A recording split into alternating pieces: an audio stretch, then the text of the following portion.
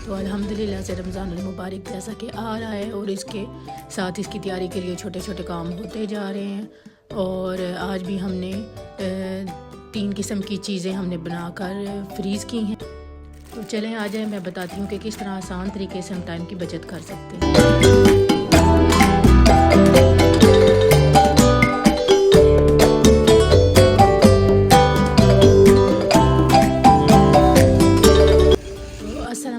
My lovely viewers, क्या हाल है आप सबका। मैं उम्मीद करती हूँ आप सब ठीक ठाक होंगे, मज़े में होंगे। तो चलें जी, रमज़ान की तैयारी जैसा कि आप देख रहे होंगे कि हर तरफ ही बस रमज़ान की तैयारियाँ हैं, क्योंकि रमज़ान माशाल्लाह से आने वाला है और अब तो कुछ दिन रह गए हैं। और साथ साथ ये छोटी बड़ी तैयारियाँ हमारी वो भी जारी हैं, क्योंकि एक दिन में ये सारा कुछ रेडी करना ना बड़ा मुश्किल है। और ख़ास तौर पे मेरे लिए तो मुश्किल हो जाता है, क्योंकि खाना बनाना भी, बाकी चीज़ों का भी ध्यान रखना, और उसके बाद फिर एक ही दिन में सारी चीज़ें और रेसिपियाँ नहीं बन सकती।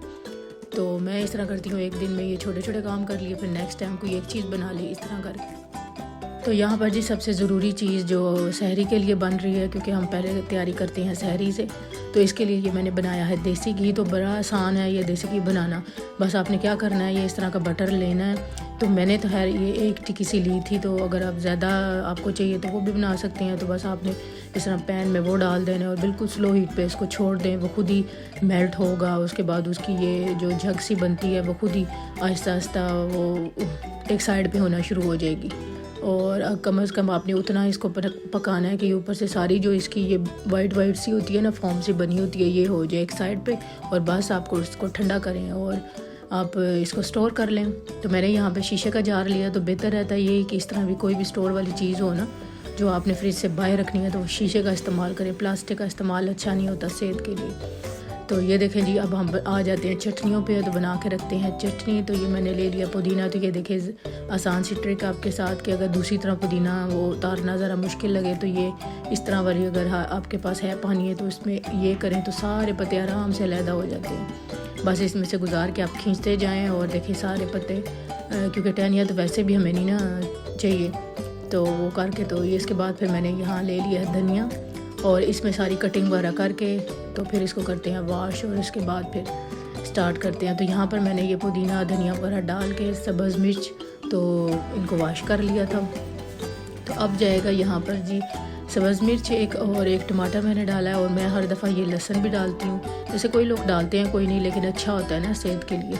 और ये जा रहा है जी अनारदाना, और अनारदाना डालने के बाद यहाँ पे मैंने नमक डाला है बिल्कुल थोड़ा सा, क्योंकि आपने ज़्यादा सॉल्ट नहीं डालना, फिर इससे ना चटनी का कलर ख़राब हो जाता है।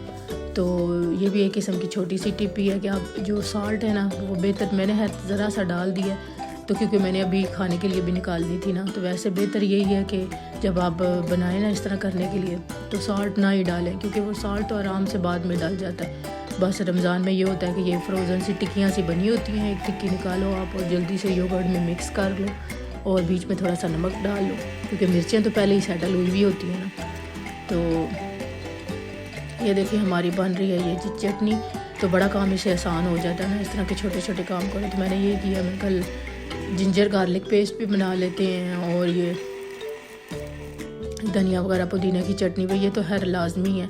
तो अभी इमली की चटनी मैंने बनानी है, तो इमली की चटनी इंशाल्लाह अगले आने वाले व्लॉग में शेयर करूँगी। तो क्योंकि वो भी बना के तो आराम से ना 1-2 बोतल, तो फिर ये कि पूरा रमज़ान आपका निकल जाता है। वैसे भी ये इस तरह की ये जो चीज़ें हैं ना वो शुरू में 10-15 दिन हम लोगों को होती हैं कि बनानी है खानी है, लेकिन आस्ता आस्ता ना वो बंदा वो उससे फेडअप हो जाता है ना, फिर वो काम होनी शुरू हो जाती हैं। ये देखिए ये मैंने रख के इसमें डाल ली थी और फ्रोज़न करके, तो ये अगले दिन फिर मैं इसको निकाल रही हूँ। तो अभी हम इसको ज़िप लॉक में डालते हैं और फिर करते हैं फ्रीज़।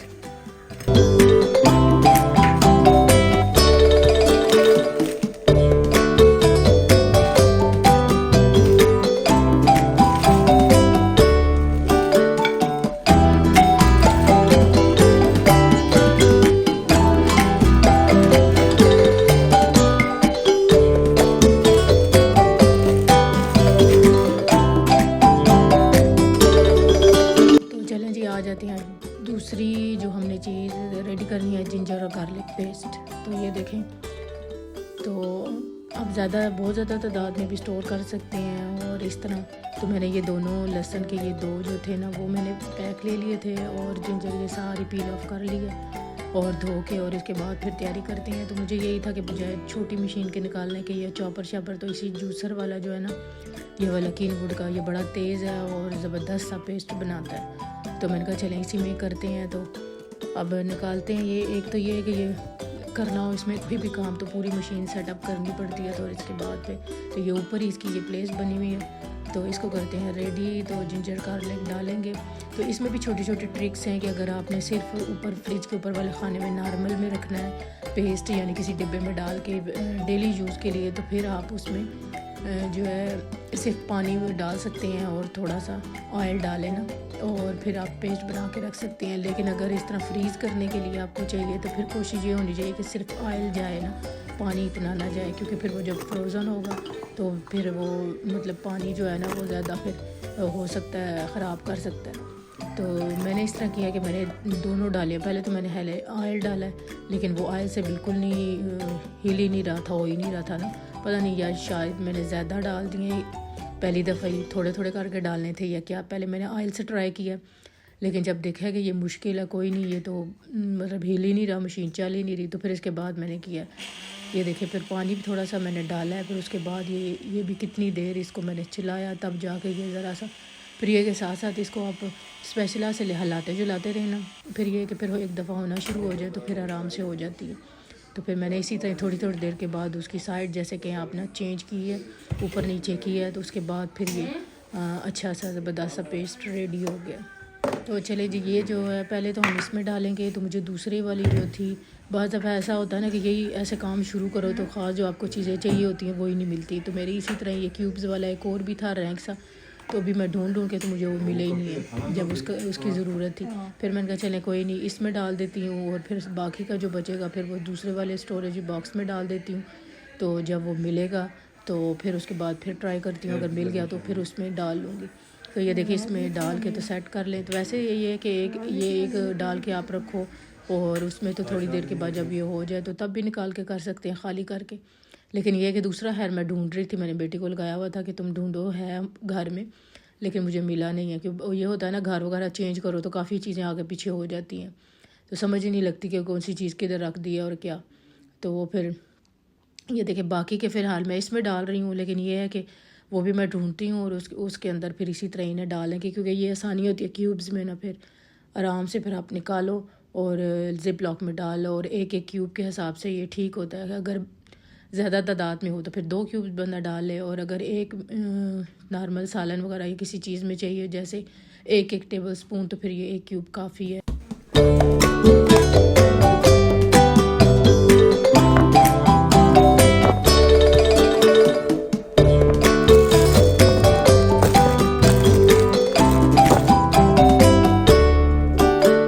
उम्मीद है आज का ये व्लॉग आपको आया होगा पसंद, और मिलते हैं नेक्स्ट वीडियो में। तब तक अल्लाह हाफिज़।